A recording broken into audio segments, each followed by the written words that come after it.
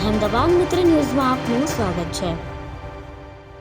અમદાવાદ શહેરમાં 7th day school પાસે થયેલી સગીની હત્યાને લઈ વેપારીઓ અને સમાજમાં ભારે રોષ ફાટી નીકળ્યો છે। ત્યારે આજે 7th ડે સ્કૂલ જન આક્રોશ વાલી મંડળ સંઘર્ષ સમિતિ દ્વારા શ્રદ્ધાંજલિ કાર્યક્રમનું પણ આયોજન કરવામાં આવ્યું છે કે જેમાં નયનના પરિવારજનો અને સિંધી સમાજ અને અનેક લોકો મોટી સંખ્યામાં શ્રદ્ધાંજલિ કાર્યક્રમમાં જોડાયા છે।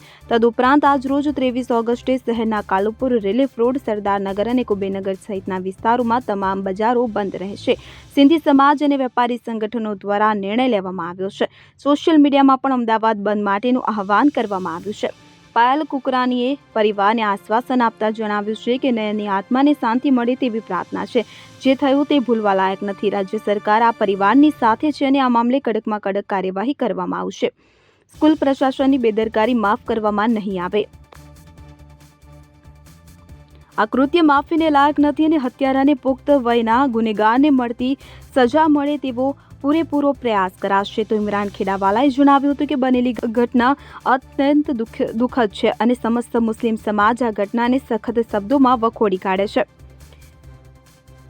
બાળકોની માનસિકતા પર જે પ્રકારે અસર થઈ છે તે ખૂબ જ દુઃખની વાત છે અને સમગ્ર ગુજરાતમાં આવી ઘટના ન બનવી જોઈએ।